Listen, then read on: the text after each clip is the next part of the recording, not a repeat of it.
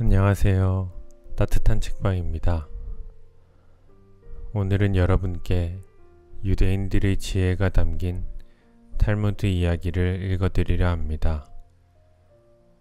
책을 읽는다는 건 저자의 삶과 생각을 모두 흡수할 수 있어 정말 많은 걸 배울 수 있는 것 같습니다. 짧게는 수개월의 생각과 수년 동안 고민한 흔적이 책에 녹아있고, 길게는 수십 년의 세월과 수백 년의 역사, 수천 년의 지혜가 녹아 있습니다. 탈무드는 지혜롭고 현명한 유대인들의 수천 년간 쌓아온 지혜가 담겨 있는 책입니다. 재미도 있고 의미도 있어 가볍게 읽히면서도 배울 것도 많은 책이었습니다. 여러분들 책 들으시며 안온한 밤 되시기 바래요. 그럼 책 읽어드리도록 하겠습니다. 마음을 두드리는 탈무드 이야기. 삼형제와 마법의 사과.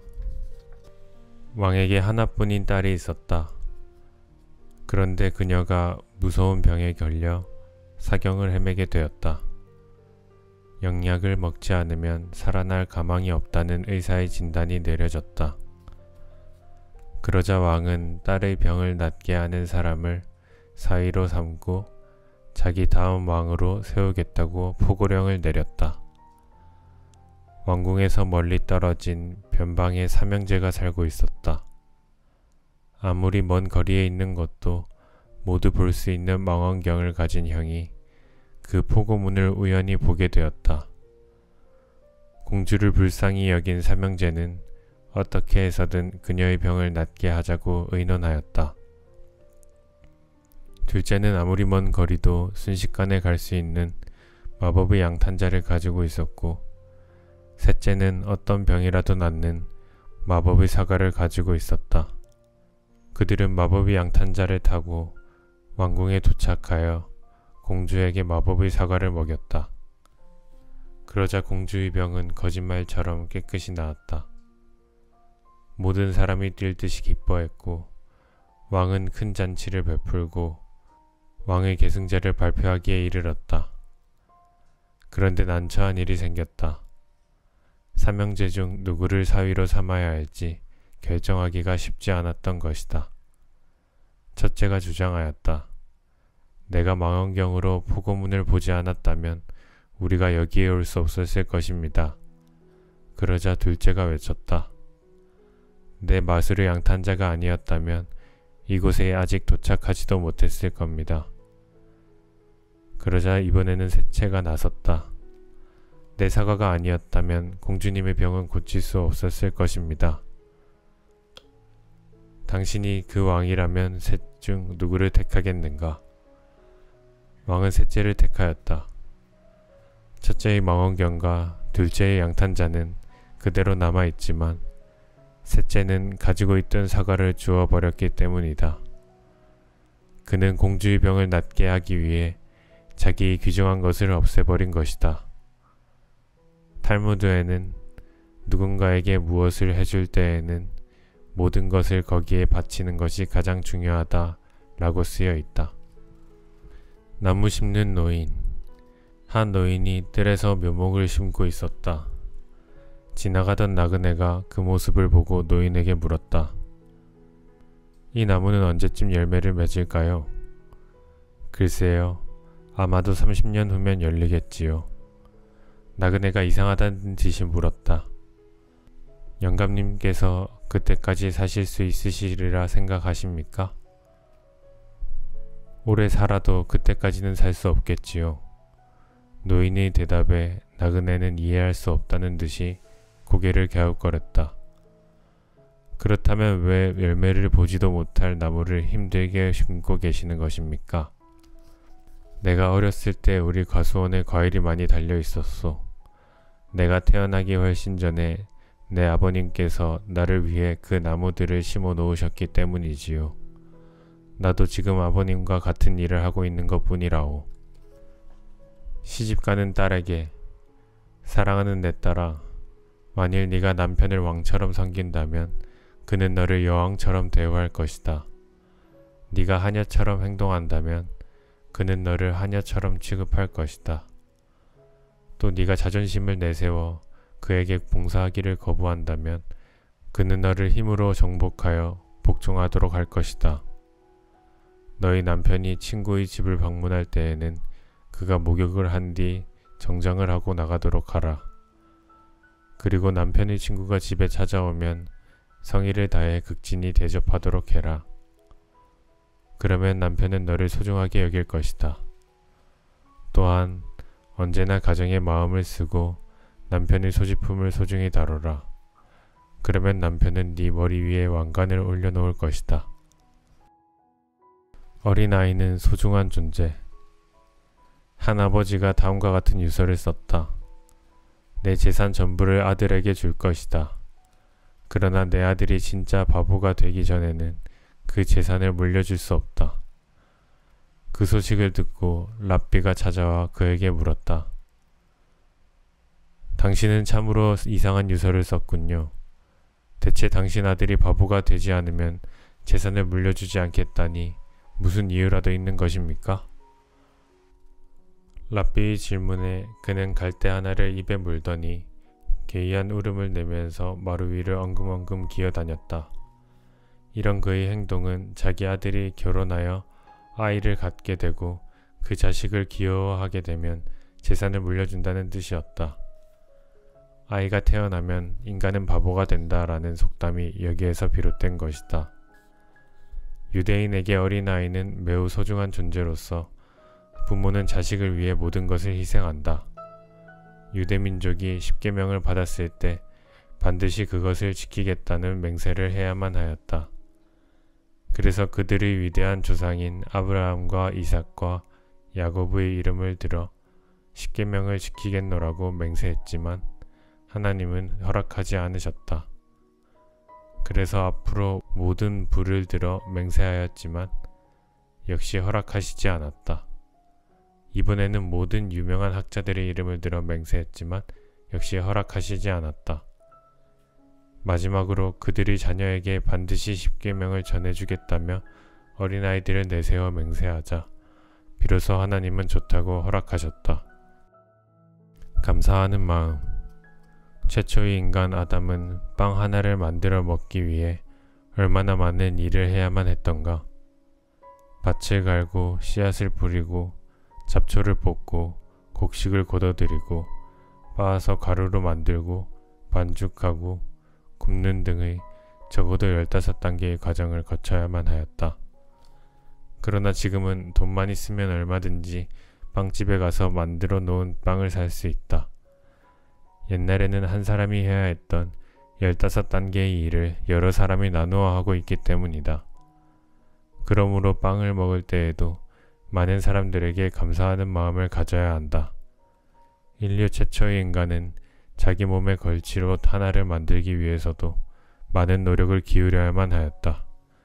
양을 기르고 그것을 잡아 털을 뽑고 실을 만들고 옷감을 짜고 그것을 다시 꿰매어 입기까지 많은 어려움을 겪었다. 그러나 오늘날에는 돈만 내면 옷가게에서 마음에 드는 옷을 살 수 있다. 과거에는 혼자 해야만 했던 많은 일을 여러 사람이 나누어 하고 있기 때문이다. 그러므로 옷을 입을 때에도 관련된 많은 사람들에게 감사하는 마음을 가져야 한다. 축복의 인사말. 한 사나이가 오랜 여행으로 심신이 지치고 배고픔과 목마름에 시달리고 있었다. 그는 오랫동안 사막을 지나 간신히 나무가 있는 곳에 이르렀다. 그는 지친 몸을 나무 그늘에서 쉬면서 나무의 열매로 굶주린 배를 채우고 시원한 물을 마셔 타는 목을 죽인 다음 비로소 안도의 한숨을 길게 내쉬었다. 그리고 여행을 계속하기 위해 다시 길을 떠나려고 자리에서 일어섰다. 그는 그 나무에게 감사하며 다음과 같이 작별 인사를 하였다. 나무야, 정말 고맙다. 어떻게 이 고마움을 전해야 할지 모르겠다. 네 열매가 맛있게 되기를 빌어주기에는 네 열매가 벌써 충분히 맛들어 있고 시원한 나무 그늘을 갖도록 빌어주려고 해도 너는 이미 시원한 그늘을 가졌으며 네가 무럭무럭 자랄 수 있도록 충분한 물이 있기를 빌어주려고 해도 네 곁에는 이미 충분한 물이 있구나. 그러니 내가 너를 위해 빌어줄 수 있는 것은 네가 풍성하게 열매를 맺어서 그 열매가 많은 나무들이 되고 너와 똑같이 아름답고 훌륭한 나무로 자라라는 것뿐이구나. 만일 당신이 누군가와 작별을 할 때 무엇인가 빌어주고 싶은데 그 사람이 더 현명해지기를 빌어주기에는 그가 너무나도 현명하고 부자가 되기를 빌어주기에는 그가 이미 충분히 부유하며 사람들에게 환영받는 선량한 사람이 되기를 빌어주기에는 그가 이미 누구보다도 선량한 사람일 때 당신은 어떻게 작별 인사를 하겠는가? 당신의 자녀들도 부디 당신처럼 훌륭한 사람이 되기를 바랍니다. 이렇게 축복하는 것이 가장 좋은 작별 인사가 될 것이다. 축복이 필요한 때 항구에 두 척의 배가 떠 있다. 한 척은 지금 막 출항하는 배이고 다른 한 척은 지금 막 입항하는 배이다. 그런데 출항하는 배에는 사람들이 성대하게 전송을 하고 있지만 입항하는 배에는 별로 환영하는 사람이 없다. 이런 일은 매우 납득하기 힘들다. 출항하는 배의 미래는 예측하기 어렵다. 항해 중에 풍랑을 만나 침몰할지도 모른다. 그런데 왜 그렇게 성대하게 전송을 한단 말인가? 오랜 항해 끝에 무사히 임무를 마치고 입항하는 배야말로 성대한 환영을 받아야 마땅하다.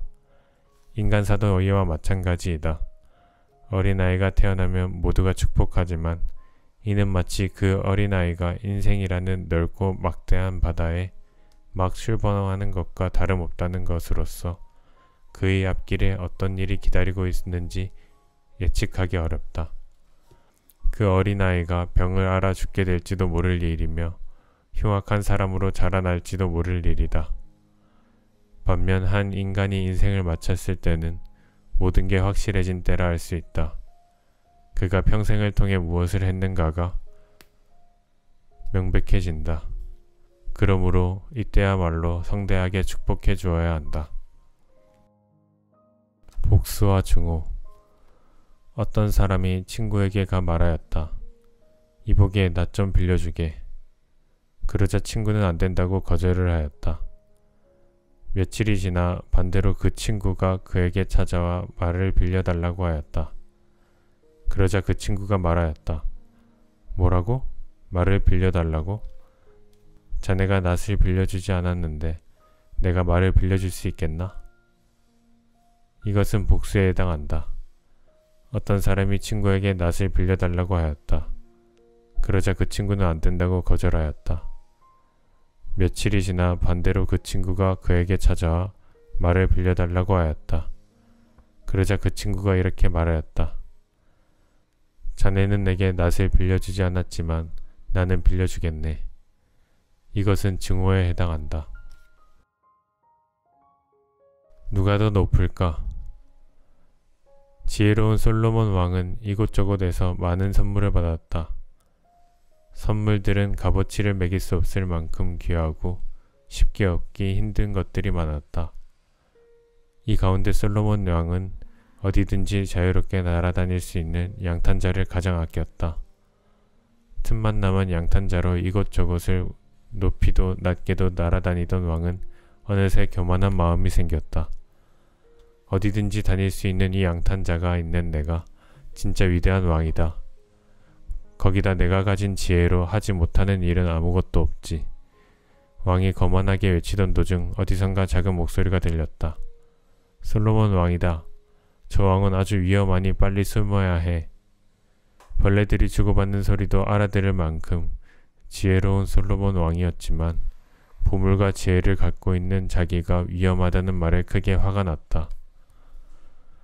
소리가 나던 곳을 두리번거리던 왕은 땅 위 작은 덤불에서 목소리의 주인공을 찾았다.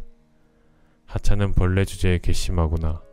대체 무슨 이유로 지혜롭다고 소문난 나를 위험하다고 했느냐? 스스로 위대하다고 생각하시는 왕의 그 생각이 가장 위험하기 때문입니다. 내 위대함을 보여주면 되겠느냐?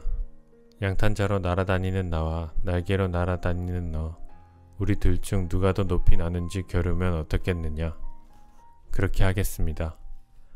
말이 끝나기가 무섭게 높이 날던 솔로몬 왕은 자신이 올라갈 수 있는 높은 곳까지 올라갔다. 그러고는 벌레가 어디까지 올라오는지 보려고 고개를 들었지만 아무것도 보이지 않았다. 승부를 내겠다더니 여기까지 올라오지도 못한 모양이군. 벌레를 비웃던 왕에게 이윽고 작은 소리가 들렸다. 왕이여, 저는 여기 있습니다. 소리가 난 곳으로 고개를 들어 자기 머리 위에 있는 벌레를 본 왕은 자신의 어리석음을 깨달았다. 자기보다 작은 벌레와의 승부에서도 이기지 못한 자신이 대단하다고 생각한 것이 부끄러웠기 때문이다.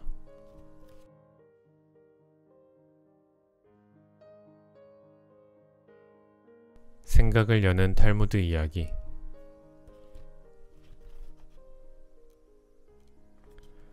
여우와 포도밭. 여우 한 마리가 포도밭에 들어가기 위해 울타리 아래서 애를 쓰고 있었다. 그러나 울타리 틈이 너무 좁아 도저히 뚫고 들어갈 수 없었다. 궁리에 궁리를 거듭한 끝에 여우는 자기 몸을 울타리 틈의 크기에 맞추기로 하고 사흘 동안 굶었다. 그리고 겨우 틈새로 들어갈 수 있었다. 마침내 그렇게 포도밭으로 들어간 여우는 맛있는 포도를 실컷 따먹을 수 있었다. 그런데 다시 밖으로 빠져나오려니 배가 불러서 도저히 불가능하였다. 어쩔 수 없이 여우는 다시 사흘을 굶어 몸을 홀쭉하게 만든 후에 간신히 그곳에서 빠져나왔다. 허탈해진 여우가 중얼거렸다. 결국 배고프기는 들어갈 때나 나올 때나 다를 바가 없군. 사람의 삶도 이와 마찬가지이다. 누구나 빈손으로 왔다가 빈손으로 가게 마련이다.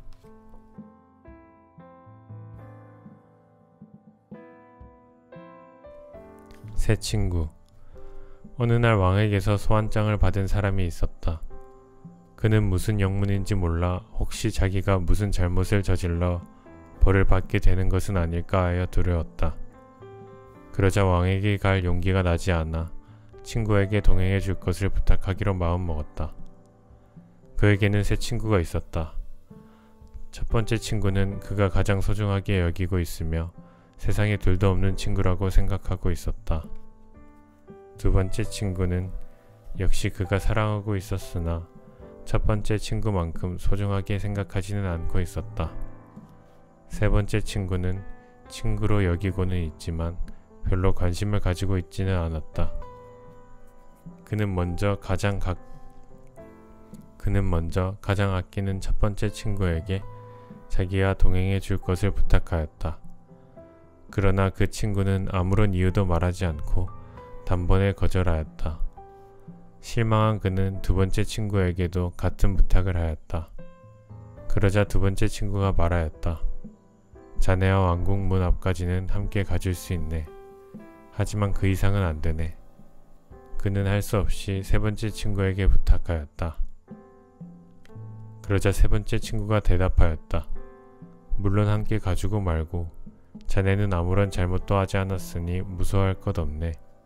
내가 왕께 가서 자네가 얼마나 좋은 사람인지 말씀드려 주겠네. 왕의 부름을 받았다는 것은 사람이 죽어 하나님의 부르심을 받았다는 것을 상징한다. 그리고 첫 번째 친구는 재산을, 두 번째 친구는 혈육이나 친척을, 세 번째 친구는 선행을 상징한다.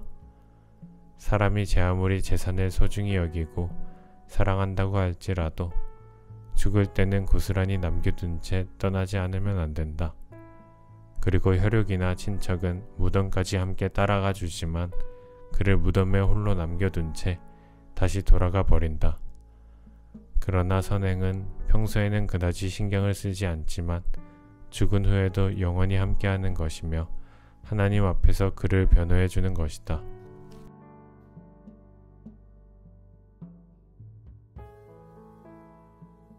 벌거숭이 임금님. 마음씨 착한 부자가 자기 노예를 놓아주고 많은 물건을 함께 배에 실어주면서 이렇게 말하였다. 이제부터 너는 자유의 몸이다. 네가 가고 싶은 곳으로 가서 이 물건들을 팔아 행복하게 살도록 해라. 노예는 배를 타고 넓은 바다로 나갔으나 폭풍을 만나 배가 침몰되고 말았다. 배에 실었던 물건들은 모두 물에 빠져버렸고 그는 겨우 목숨만 부지해 가까운 섬으로 헤엄쳐 갔다. 모든 것을 잃고 고독해진 그는 슬픔에 잠겨 있었다. 몸에 아무것도 걸치지 못한 채 벌거벗은 몸으로 섬 안으로 들어가니 커다란 마을이 있었다. 그 마을 사람들이 모두 달려나와 환호성을 지르며 그를 맞더니 그를 왕으로 받들었다. 그렇게 그는 화려한 궁전에서 살게 되었다. 그는 마치 꿈을 꾸고 있는 것처럼 도대체 믿어지지 않아서 한 사람에게 이렇게 물었다. 아무리 생각해도 알 수 없는 일이요. 내가 이곳에 벌거숭이로 도착했는데 사람들은 나를 왕으로 받아들여 주었소. 자네는 그 이유를 알고 있는가? 그 사람이 대답하였다. 우리는 살아있는 인간이 아니라 영혼입니다. 그래서 매년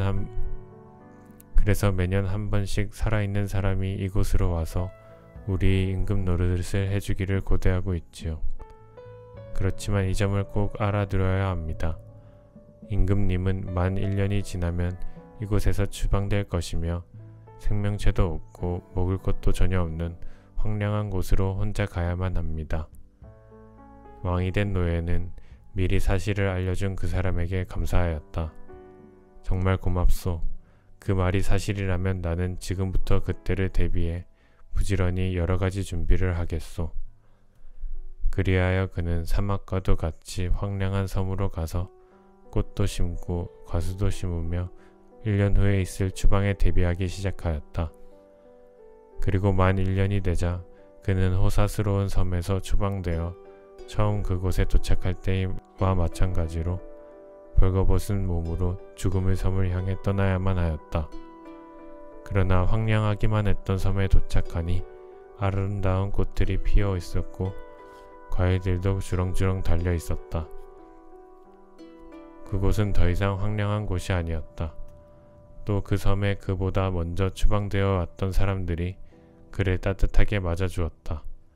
그곳에서 그는 또다시 행복한 나날을 보낼 수 있었다. 이 이야기에 처음 나오는 착한 부자는 신을, 노예는 인간의 영혼을 상징한다. 그리고 노예가 처음 도착해서 왕이 된 섬은 이 세상을, 그리고 1년 후 추방되어 간 곳은 사후세계를 상징한다. 그리고 그 섬의 아름다운 꽃들과 과일들은 그가 미리 준비한 선행이다. 불행 중 다행.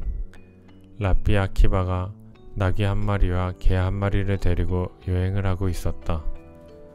밤이 되자 작은 등불 하나를 켜고 묵을 곳을 찾다가 빈 헛간을 발견하고 그곳에 여장을 불었다. 잠들기에는 아직 이른 시간이라 아키바는 등불을 켜고 책을 읽기 시작하였다. 그런데 갑자기 바람이 불어와 등불이 꺼지는 바람에 할 수 없이 잠을 청하였다.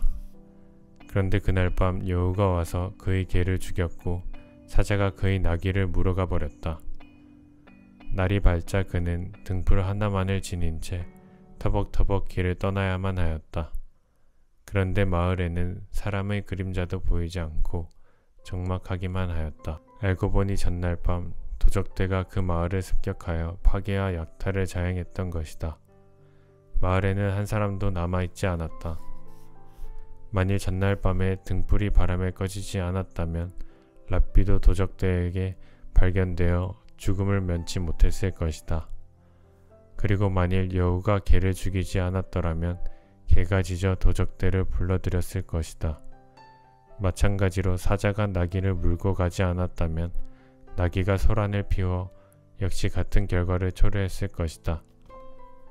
결국 그가 살아남게 된 것은 불행한 일처럼 보인 그 세 가지 일들 때문이었다. 그는 다음과 같은 진리를 깨달았다. 사람이란 최악의 상황에서도 희망을 가질 필요가 있다. 불행처럼 보이는 일이 행운을 불러오는 경우가 얼마든지 있다. 황제와 라삐의 대화. 로마 황제가 이스라엘 랍비와 두터운 친분을 유지하고 있었다. 그들 두 사람은 생일도 같았다. 그들은 두 나라 사이의 관계가 악화될 때에도 친분에는 변함이 없었다. 그러나 그 사실이 두 나라 사이의 관계를 볼 때 그다지 좋은 일은 아니었다. 그래서 로마 황제는 이스라엘의 랍비에게 무엇을 물어보고자 할 때면 사자를 보내어 간접적으로 질문하는 방법을 택하였다. 어느 날 황제가 사자를 시켜 랍비에게 다음과 같은 질문이 담긴 편지를 전하였다. 내가 원하는 바가 두 가지 있습니다. 첫째는 내가 죽고 난 후에 내 아들이 황제의 자리를 이어받는 것이고, 둘째는 이스라엘의 도시 타이베리아스를 관세 자유도시로 만드는 것입니다. 그러나 이 둘 중 한 가지밖에 성공하지 못할 것 같은 예감이 듭니다. 두 가지 모두 성공할 수 있는 방법이 없을까요? 때마침 로마와 이스라엘의 관계가 최악의 상태였기 때문에 랍비는 그 편지에 대한 대답을 드러내놓고 할 수 없었다. 만일 랍비가 로마 황제에게 그런 답변을 보낸 사실이 이스라엘 사람들에게 전해진다면 엄청난 사태가 벌어질지도 모를 일이었기 때문이었다. 사자가 돌아오자 황제가 물었다. 수고하였다. 랍비가 내 편지를 받고 어떻게 하였느냐? 사자가 말하였다. 그는 편지를 읽고 나서 자신의 아들을 어깨 위에 올려놓고 비둘기를 그 아들에게 준 다음 하늘 높이 날려보내게 하였습니다. 그리고 아무 말도 없었습니다. 황제는 그 말을 듣고 랍비의 뜻을 즉시 알아차렸다. 그것은 우선 황제의 자리를 아들에게 물려준 후에 그 아들로 하여금 관세를 자유화하도록 하면 된다는 뜻이었다. 그 후에도 황제는 랍비에게 사자를 보내어 이런 질문을 하였다. 내 정책에 반대하는 자들이 내 마음을 괴롭히고 있습니다. 어떻게 하면 좋겠습니까? 랍비는 역시 말없이 뜰에 있는 밭으로 가서 채소 한 포기를 뽑아 들고 들어왔다. 랍비는 역시 말없이 뜰에 있는 밭으로 나가 채소 한 포기를 뽑아 들고 들어왔다. 그리고 잠시 후 다시 나가더니 또 한 포기를 뽑아 들어왔다. 또 한 포기를 뽑아왔고 그런 행동을 몇 차례 반복하였다. 이번에도 황제는 즉시 랍비의 뜻을 알 수 있었다. 당신의 적을 한꺼번에 뿌리 뽑을 생각은 하지 마시오. 몇 차례에 걸쳐 한 명씩 뿌리 뽑으면 됩니다.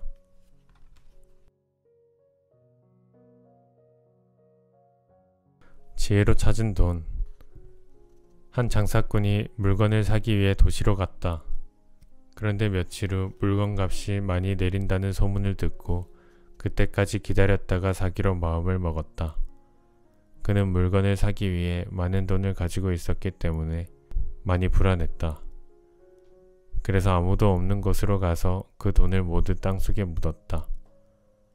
다음날 그는 자신이 묻어둔 돈이 전부 사라진 것을 발견하였다.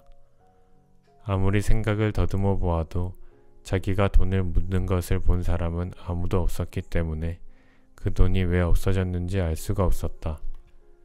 그런데 거기서 얼마 멀지 않은 곳에 집이 하나 있었다. 그는 그 집 한쪽 벽이 뚫려 있는 것을 발견하였다. 그는 그 집에 살고 있는 사람이 자기가 돈 묻는 것을 그 구멍으로 내다보고 있다가 꺼내간 것임을 알아차렸다. 그래서 그 집에 사는 노인을 찾아가 말하였다. 노인께서는 도시에 살고 계시니 머리가 영리하시리라 생각됩니다. 저에게 지혜를 좀 빌려주십시오. 사실은 제가 물건을 사려고 이 도시에 왔습니다. 지갑 2개를 가지고 왔는데 하나는 은화 500개가 들어있고 다른 하나는 은화 800개가 들어있습니다. 그 중에 작은 지갑을 남몰래 어느 곳에 묻어두었습니다. 그런데 나머지 큰 지갑도 같이 묻어두는 것이 좋을까요? 아니면 믿을 만한 사람에게 맡겨두는 것이 좋을까요? 노인이 대답하였다. 내가 당신이라면 다른 사람은 아무도 믿지 않을 것이요. 작은 지갑을 묻어둔 곳에 함께 묻어두는 것이 좋을 것이요. 노인은 상인이 돌아간 뒤에 자기가 꺼내온 지갑을 그곳에 다시 묻어 놓았다. 그것을 지켜보고 있던 상인은 자기의 지갑을 무사히 되찾았다. 솔로몬의 재판. 안식일에 세 사람의 유대인이 예루살렘으로 갔다. 당시에는 은행이 없었기 때문에 세 사람은 가지고 있던 돈을 땅에 묻어두었다. 그런데 그들 중 한 사람이 몰래 그곳으로 돌아가 그 돈을 모두 꺼내어 갔다. 다음날 그들은 지혜로운 현인으로 알려진 솔로몬 왕에게 가서 세 사람 중에서 누가 그 돈을 훔쳤는지 판결해 달라고 요청하였다. 사연을 들은 솔로몬 왕이 말하였다. 내가 보기에 당신들 세 사람은 매우 현명한 것 같으니 먼저 내가 가진 어려운 문제를 해결해 주시오. 그러면 내가 당신들의 문제를 해결해 주겠소. 어떤 젊은 아가씨가 한 청년에게 시집을 가기로 약속을 하였다. 그런데 얼마 후 그 아가씨가 다른 청년과 사랑에 빠져 약혼자를 찾아가 위자료를 지불할 테니 헤어지자고 제의를 하였다. 그러나 청년은 위자료 같은 것은 필요 없다고 말하면서 아가씨와의 약혼을 취소해 주었다. 그런데 그 아가씨에게 많은 돈이 있다는 것을 안 어느 노인이 그녀를 유괴하였다. 그녀가 노인에게 사정하였다. 내가 약혼했던 남자에게 파혼할 것을 요구하자 그는 위자료도 받지 않고 나를 자유롭게 해주었습니다. 그러니 당신도 그와 똑같이 해주었으면 합니다. 그러자 노인도 그 아가씨를 놓아주었다. 당신들 세 사람이 생각하기에 그들 중에서 가장 칭찬받을 만한 사람은 누구겠는가? 첫 번째 유대인이 말하였다. 약혼까지 하고서 위자료도 받지 않고 파혼을 승낙해준 청년이 칭찬받아야 합니다. 왜냐하면 그는 아가씨의 의사를 존중해 주었을 뿐 아니라 위자료도 받지 않았기 때문입니다. 두 번째 유대인이 말하였다. 제 생각에는 그 아가씨야말로 칭찬을 받아 마땅합니다. 그녀는 용기를 가지고 약혼자에게 파혼을 요청하였고 진정으로 사랑하는 사람과 결혼을 하려고 하였습니다. 그 용기야말로 가장 칭찬받을 만합니다. 마지막으로 세 번째 유대인이 말하였다. 그 이야기는 너무 복잡해서 도무지 갈피를 못 잡겠습니다. 우선 아가씨를 유괴한 노인만 해도 그렇습니다. 노인은 돈 때문에 아가씨를 유괴했으면서 돈도 받지 않고 그냥 풀어주었습니다. 이것은 이야기의 앞뒤가 맞지 않습니다. 세 사람이 이야기를 들은 솔로몬 왕이 세 번째 유대인에게 호통을 쳤다. 이놈, 네가 바로 돈을 훔친 도둑이구나. 앞서 말한 두 사람은 내 이야기를 듣고 애정이나 인간관계와 그 사이에 조성되는 긴장된 분위기에 관심이 쏠려 있는데 너는 돈밖에 생각하고 있지 않았다. 틀림없이 네가 범인이다.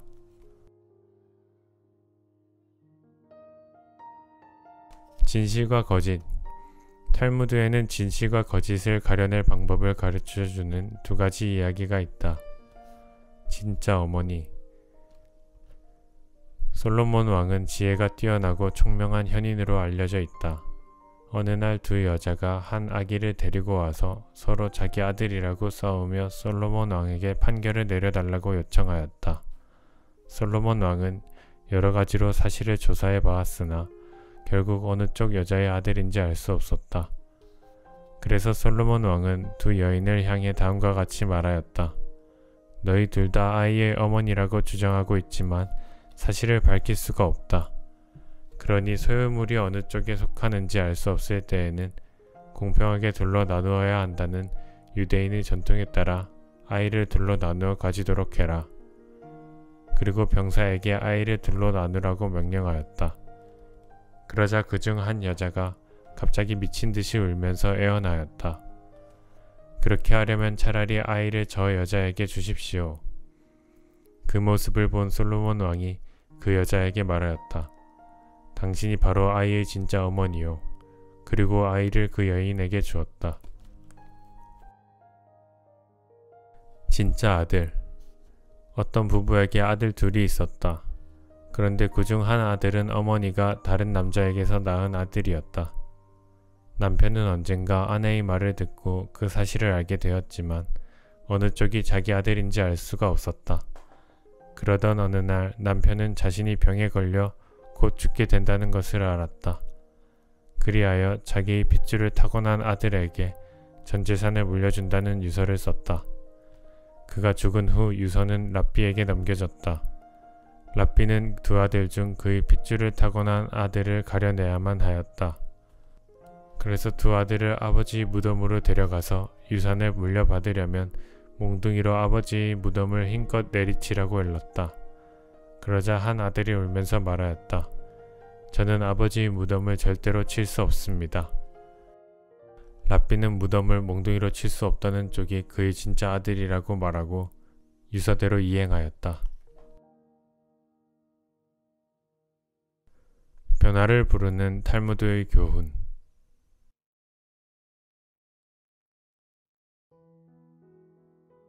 위기를 극복한 부부.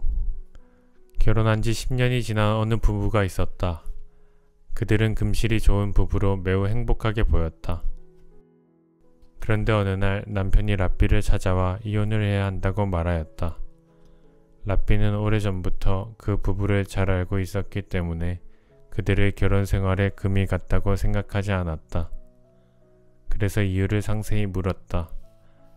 남편은 그들 사이에 아이가 없기 때문에 가족들이 이혼할 것을 강요하고 있다는 말을 하였다. 유대의 전통에 따르면 결혼하고 10년이 넘도록 아내가 아이를 낳지 못하면 남편에게 이혼할 권리가 있었다. 그러나 그 남편은 이혼하기를 원치 않았다. 가족들의 압력이 너무 강해서 어찌해야 좋을지 몰라 랍비를 찾아간 것이었다. 그는 이혼을 하더라도 사랑하는 아내에게 굴욕감을 느끼게 하고 싶지 않았기에 가능한 조용하게 헤어지기를 원하였다. 랍비는 그 남편에게 아내를 위해 성대한 파티를 열고 그 자리에서 오랫동안 자기와 함께 살아온 아내가 얼마나 훌륭했는지를 많은 사람들 앞에서 자랑스럽게 말하라고 조언하였다. 랍비의 말에 그는 매우 기뻐하였다. 사실 그는 아내가 싫어서 헤어지는 것이 아니라는 사실을 꼭 밝히고 싶었다. 그는 헤어질 아내에게 그녀가 자신의 마음과 함께 오래도록 소중하게 간직할 수 있는 것을 주고 싶다고 하였다. 그래서 랍비는 그에게 파티에 끝난 후에 아내에게 다음과 같이 말하도록 권하였다. 내가 가지고 있는 것 중에서 당신이 가장 갖고 싶은 것을 하나만 말하시오. 그것이 무엇이든지 선물로 주겠소. 그리고 랍비는 또 그 아내에게도 살짝 귀뜸해 주었다. 파티가 끝난 후 남편은 랍비가 일러준 대로 그 아내에게 무엇이든지 원하는 것을 하나 주겠다고 말하였다. 그리고 다음날 아침 아내는 랍비가 입회한 자리에서 그녀가 무엇을 갖고 싶어 하는지 남편에게 말하였다. 그녀는 가장 갖고 싶은 것 하나는 바로 남편이라고 대답하였다. 그리하여 그들은 이혼을 취소하고 전보다 더 행복하게 살았다. 그리고 훗날 그들에게 아이가 둘이나 태어났다. 형제. 두 형제가 살고 있었다. 형은 결혼하여 아내와 아이까지 낳았고 동생은 아직 미혼이었다. 두 사람 모두 부지런한 농부였다. 아버지가 돌아가시자 그 재산을 둘이서 물려받았다. 그들은 열심히 농사를 지어 사과와 옥수수를 수확하게 되었고 그것을 공평하게 반으로 나누어 자기들의 창고에 넣었다. 밤이 되자 동생은 형에게는 형수와 조카가 있어서 나보다 생활이 어려울 거야. 내 몫을 좀 가져다 드려야지. 라며 몰래 형의 창고에 상당한 양의 곡식을 가져다 놓았다. 한편 형은 나는 아내와 아이가 있으니 걱정이 없지만 동생은 아직 독신이니까 양식을 비축해 두어야 할 거야. 라며 곡식을 동생의 창고에 옮겨다 놓았다. 다음날 아침 형제는 자기 창고에 가보고 전날과 똑같은 양의 곡식이 쌓여있는 것을 발견하였다. 그래서 저녁에 다시 곡식을 가지고 상대방의 창고로 나르다가 도중에 마주치고 말았다. 두 형제는 서로가 얼마나 서로를 위하는 마음이 깊은지를 알게 되었다. 두 형제는 곡식을 내려놓고 서로 부둥켜 안으며 감격의 눈물을 흘렸다. 형제가 서로 마주쳤던 그 장소는 지금도 예루살렘에서 가장 고귀한 곳이라고 불리고 있다.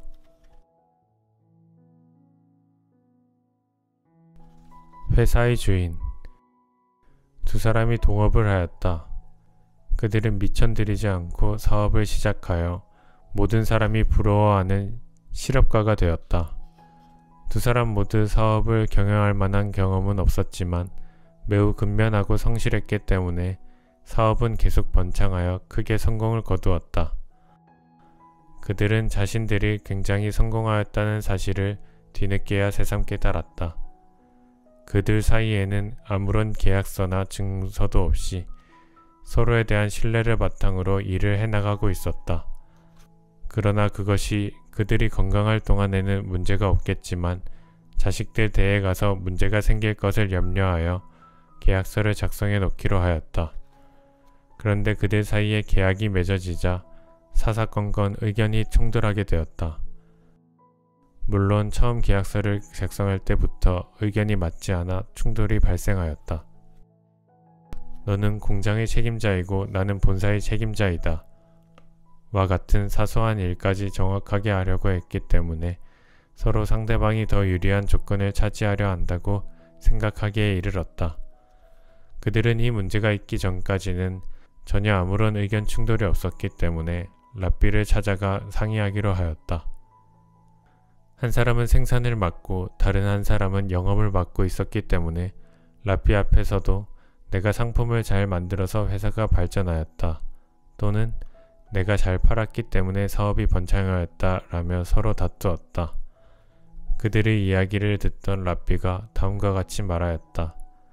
당신들이 싸움을 시작하기 전에는 사업이 아주 잘 되었소.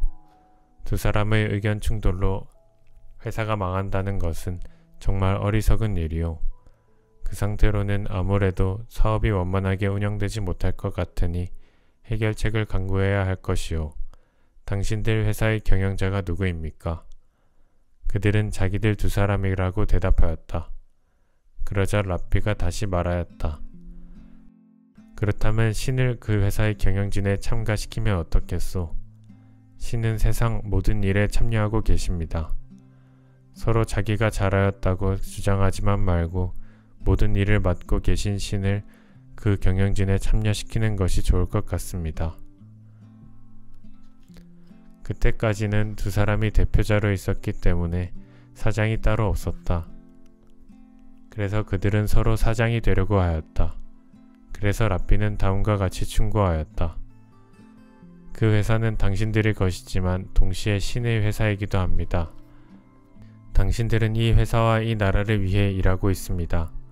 그러니 회사가 당신들의 것이라는 이기적인 생각에만 매달리지 말고 하나의 큰 의무를 수행하고 있다고 생각해 보시오. 그러면 두 사람 중에 누가 사장 노릇을 하느냐 하는 일이 얼마나 사소한 문제인지 깨닫게 될 것입니다. 그렇게 되면 생산을 담당한 사람은 열심히 공장을 운영하고 영업을 담당한 사람은 상품을 파는 데 열중하게 될 것입니다. 그 후 두 사람 사이는 물론 회사도 매우 원만하게 운영되어 갔다. 이익금의 얼마를 자선금으로 내놓기로 결정하고 또 그것을 하나의 목표로 삼았기 때문에 사장을 따로 정하지 않고서도 회사는 점점 발전해 갔다. 지혜로운 판결. 어느 부부가 부부싸움을 한 후 랍비를 찾아갔다. 랍비는 부부간의 문제를 들을 때는 남편과 아내를 동석시키면 싸움만 하게 되므로 두 사람을 따로 떼어놓고 이야기를 들었다.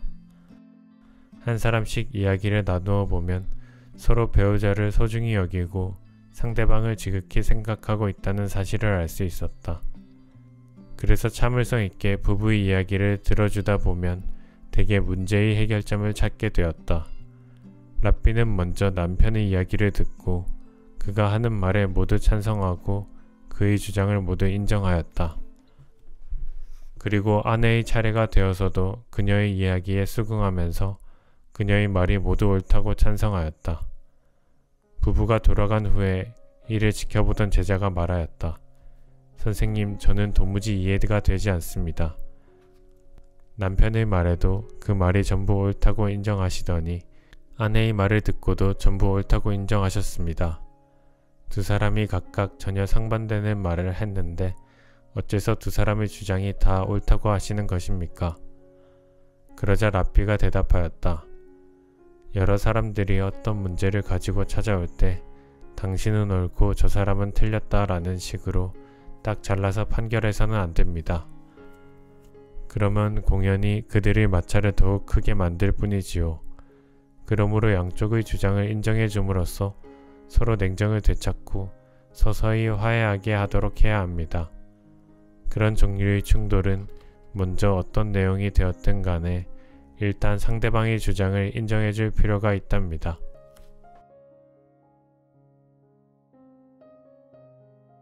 가난한 농부의 자선행위.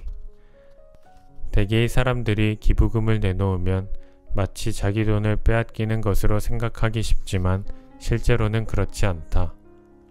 실은 다른 사람에게 돈을 주면 적어도 그만큼의 돈이 자기에게 되돌아오기 마련이다. 자선을 위해 돈을 쓰면 쓸수록 더 많은 돈이 되돌아온다. 어떤 마을에 큰 농장이 있었다. 농장 주인은 예루살렘 근처에서 자선을 가장 많이 하는 농부로 알려져 있었다. 해마다 랍비들이 그 집을 찾아가면 그는 자기의 재산을 아끼지 않고 자선을 베풀었다. 그는 굉장히 큰 농장을 경영하고 있었는데 그러자 채권자들이 몰려와 그의 재산을 모두 차입하였다. 이제 그에게는 작은 농토밖에 남지 않았다. 그러나 그는 신이 주셨다가 다시 거두어 가신 것이니 어쩔 수 없는 일이지 라고 말하며 아무도 원망하지 않았다. 그 해에도 랍비들은 언제나처럼 그를 찾아갔다. 랍비들은 그렇게 많은 재산을 가지고 있었는데 이처럼 몰락하다니 하면서 그를 위로하고 동정하였다. 그러자 그의 아내가 다음과 같이 말하였다. 우리가 지금까지 랍비들에게 학교를 세워주고 교회에 헌금을 하고 가난한 사람들과 노인들을 위해 성의껏 기부금을 내왔는데 금년에는 한 푼도 내놓지 못한다면 정말 서운한 일이에요. 그들 부부는 랍비들을 빈손으로 돌아가게 할 수 없다고 생각하였다. 그래서 마지막 남은 작은 땅의 절반을 팔아 랍비들에게 헌금을 하고 그 대신 나머지 절반의 땅을 가지고 더 부지런히 일하여 그것을 메우기로 결심하였다. 랍비들은 생각지도 않았던 헌금을 받고 크게 놀랐다. 그리하여 그 부부는 나머지 절반의 땅에 농사를 지었다.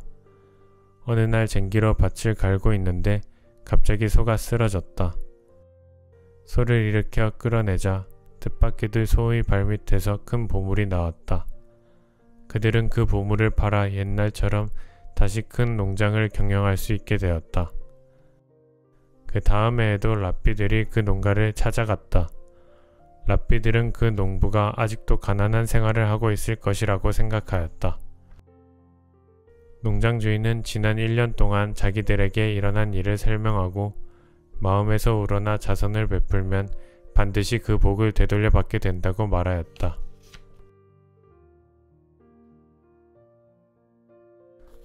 자기중심. 어느 날 한 랍비가 주위 사람들이 더 이상 자기를 존경하고 있지 않음을 깨달았다.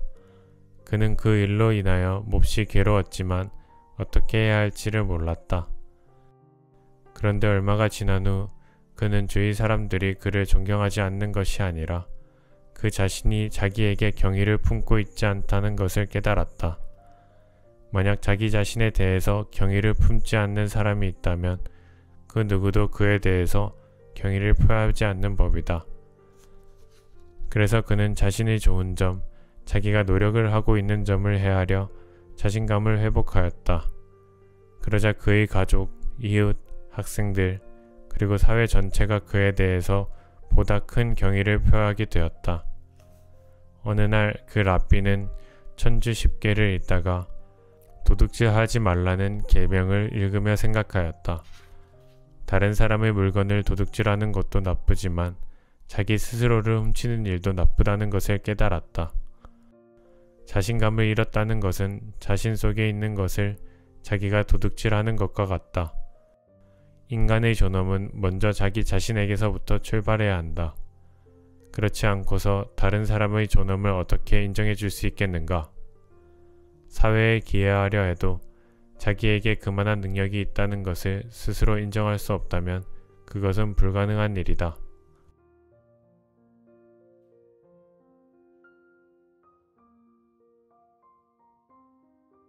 진짜 행복이란 자신이 스스로 불행하다고 느끼는 한 남자가 랍비를 찾아와 하소연했다. 랍비님, 저는 왜 이렇게 불행한 걸까요? 하는 일마다 실패하고 아내와 아이들은 시끄럽고 피곤하게만 하니 하루하루가 힘듭니다. 전 마음도 편하고 행복해지고 싶은데 그럴 수 없는 걸까요? 자네 집에 동물을 키우는가? 행복해지고 싶다는 고민에 랍비가 엉뚱하게 대답하자 남자는 고개를 갸웃거리면서도 그렇다고 대답했다. 자네가 진짜 행복해지고 싶다면 오늘 키우는 가장 큰 동물들을 집안에서 풀어놓아 보게.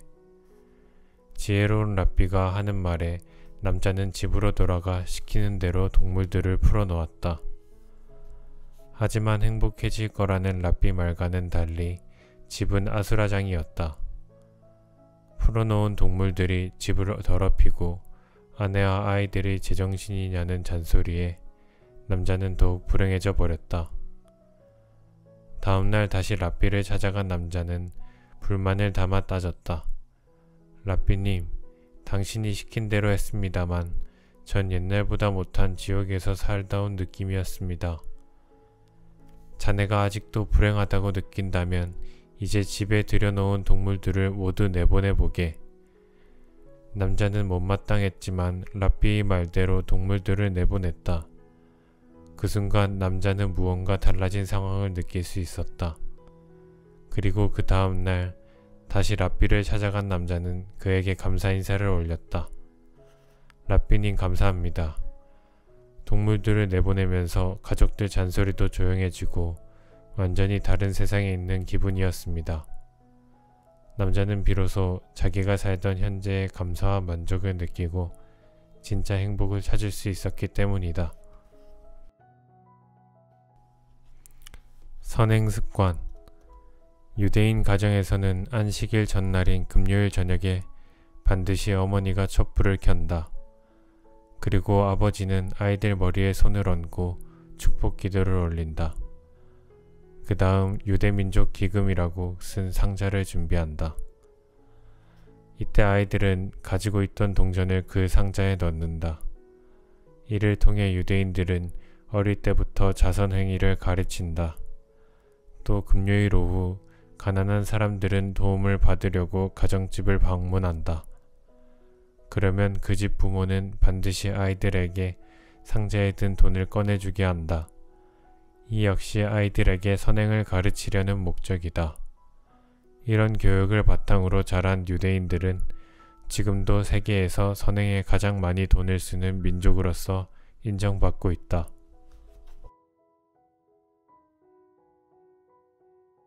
가치를 일깨우는 유대인의 지혜. 배움의 중요성. 인간은 배움을 통해 한 가지 중요한 사실을 알게 된다. 무엇에나 의심을 품고 질문을 하게 된다는 것이다.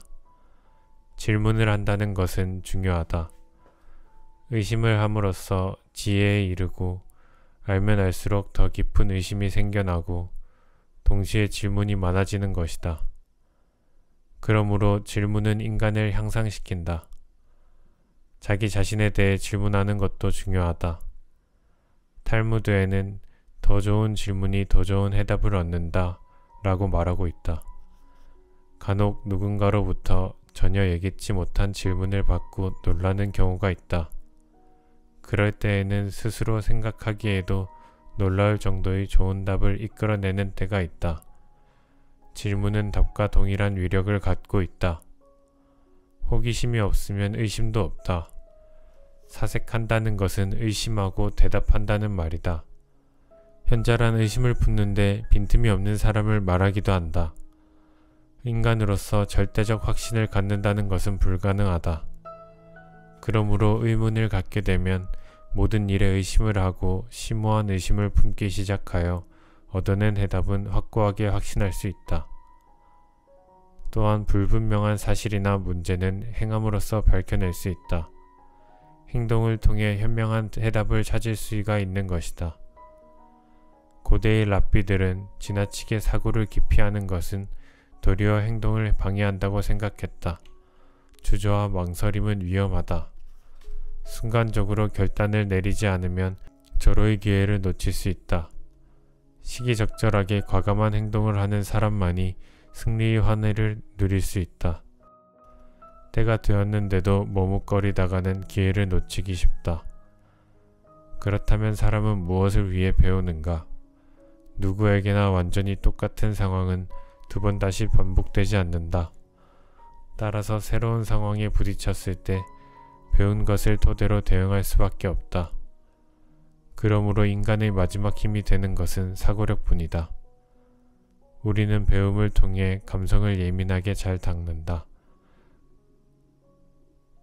오랫동안 산에서 지낸 능숙한 사냥꾼은 예리한 감각을 지니게 된다. 오랜 체험에 의해 연마된 감성에 의한 것이다.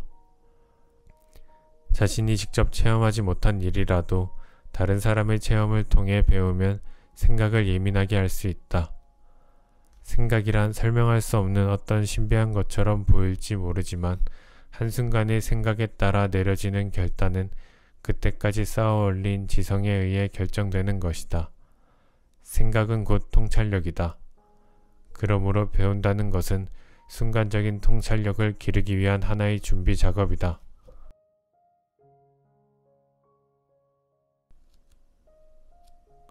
세상을 변화시키는 힘. 하늘의 시작은 어디서부터일까? 이런 질문에 당신은 발밑에서부터 시작된다고 대답할 수도 있을 것이다. 그렇다면 개미에게 하늘의 높이는 어느 정도일까? 아마도 당신의 신발 부근일지도 모른다. 세계는 어디에서부터 시작되는 것일까? 세계는 당신 자신으로부터 시작된다. 그러나 사람들은 흔히 이런 말을 하며 한탄한다. 나는 이 세계를 훌륭하게 만들 힘이 없다. 그러기에는 나는 너무 무력한 존재이다. 그러면서 자신은 세계의 일부가 아닌 것으로 생각한다. 그러나 이런 생각은 크나큰 오류이다. 그리고 실제로 이런 사람은 아무 쓸모도 없다. 모든 문제는 인간에게서 시작된다.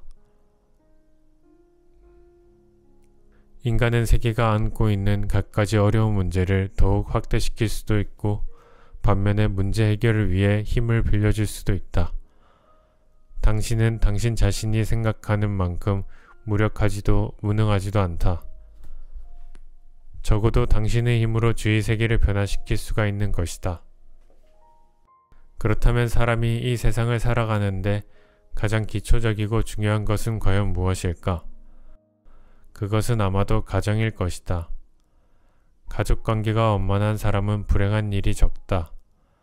가정 다음에 직업이 있고 또 자기가 사는 지역사회가 있다. 어떻게 하면 보다 나은 세계를 만들 수 있을까?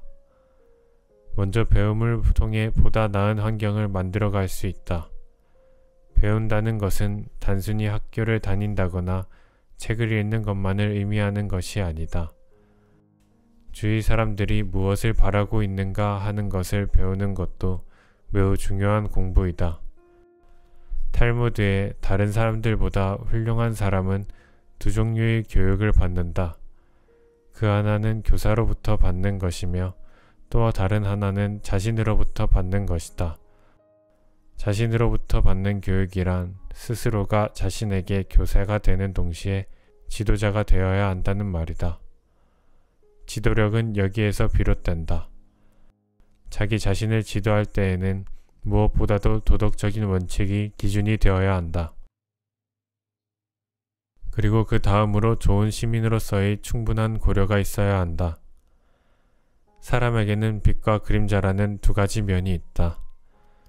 아무리 착한 사람이라도 그림자가 있는 법이며 어떠한 악인에게도 빛이 있기 마련이다. 그러므로 그림자가 있다고 해서 부끄러워할 필요는 없다. 빛이 되는 부분을 더욱 밝게 하면 되는 것이다. 반면에 빛이 크다고 자만해서도 안 되며 언제나 뒤를 따라다니는 그림자를 작게 하기 위한 노력을 게을리해서는 안 된다. 인간의 교육이란 그 어떤 것이든 이 세계를 위해 도움이 되는 것이어야만 한다. 인간은 왜 태어났을까? 탈무드의 대답은 이렇다. 인간은 자기를 보존하고 타인을 돕기 위해 태어났다. 옛날의 랍비들은 자기 자신만을 위해 살아서도 안 되고 타인만 위해 살아서도 안 된다고 생각했다. 자기 자신만 생각하는 사람은 비열하고 자기 희생만을 추구하는 사람은 광신적으로 되기 쉽기 때문이다. 책이 있는 격언. 너무 가난해서 재산을 팔아야 한다면 금, 보석, 집, 땅의 순서로 팔아라. 하지만 책은 끝까지 팔지 말아야 한다. 두 아들이 있다. 한 아들은 책을 남에게 빌려주기 싫어하고 다른 아들은 빌려주기 좋아한다. 그렇다면 당신은 책을 빌려주기 좋아하는 아들에게 모든 책을 물려주어야 한다.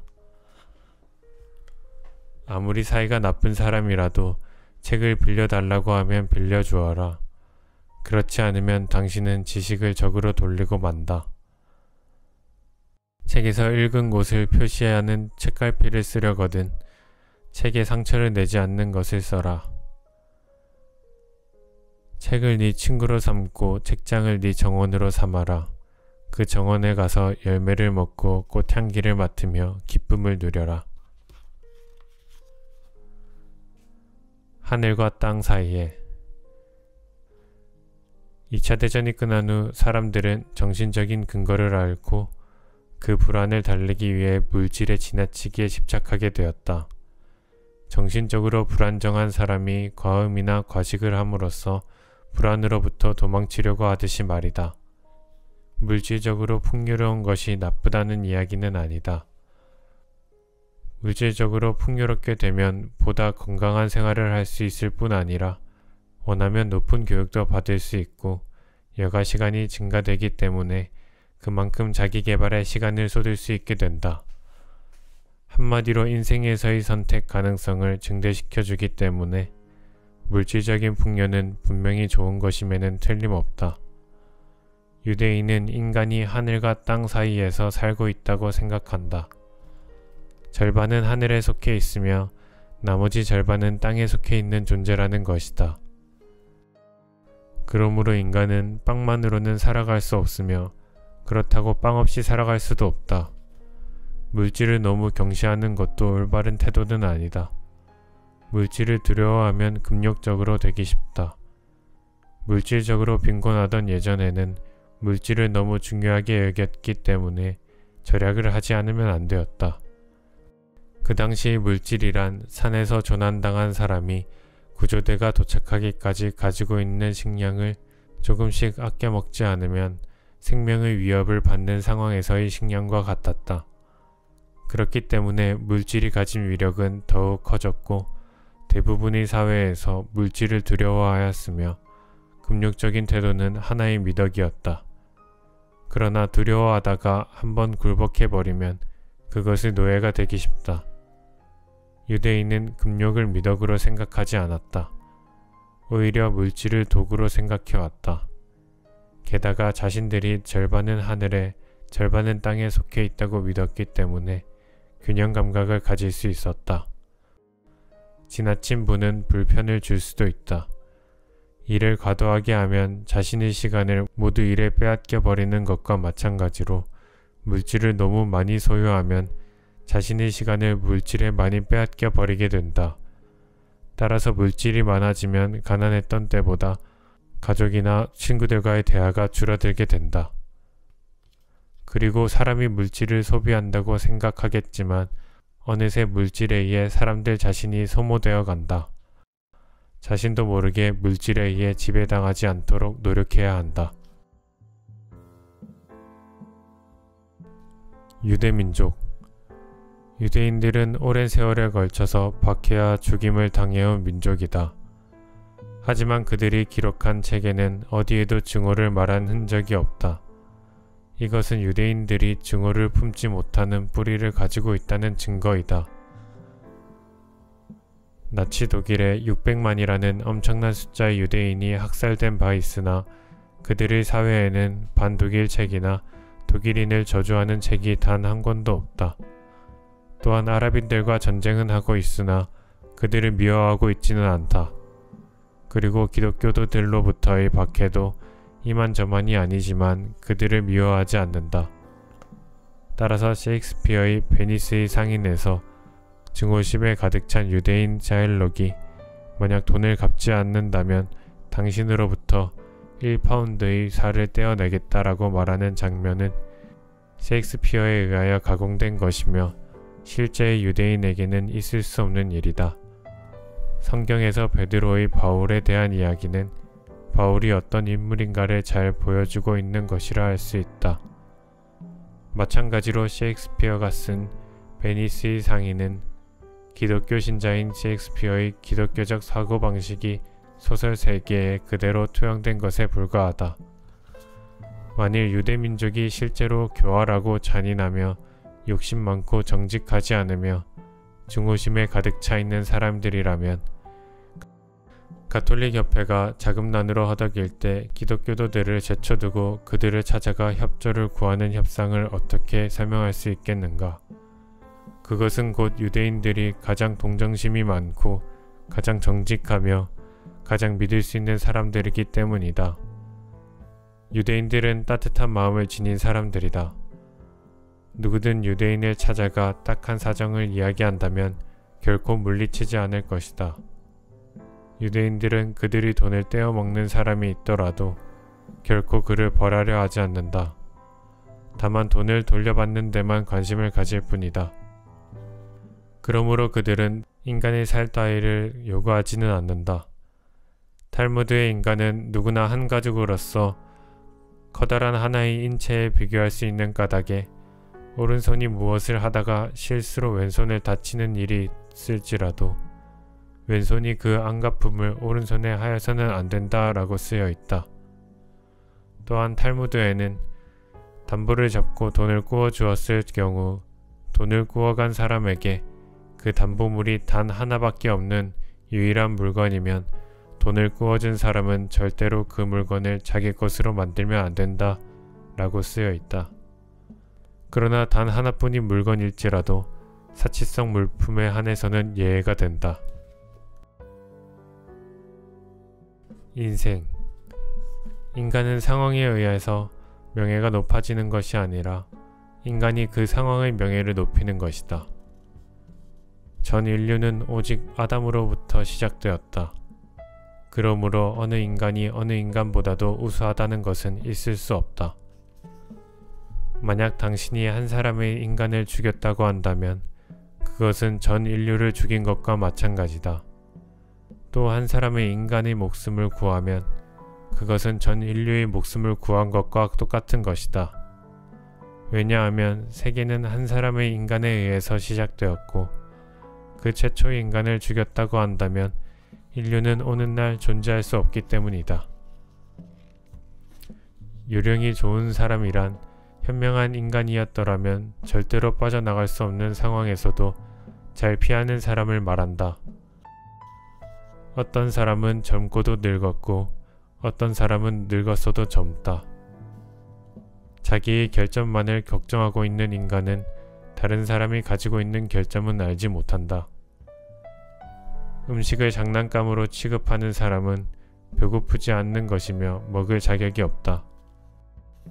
수치스러움을 모르는 것과 자부심은 형제지간이다. 하루 공부하지 않으면 그것을 되찾는데 이틀 걸린다.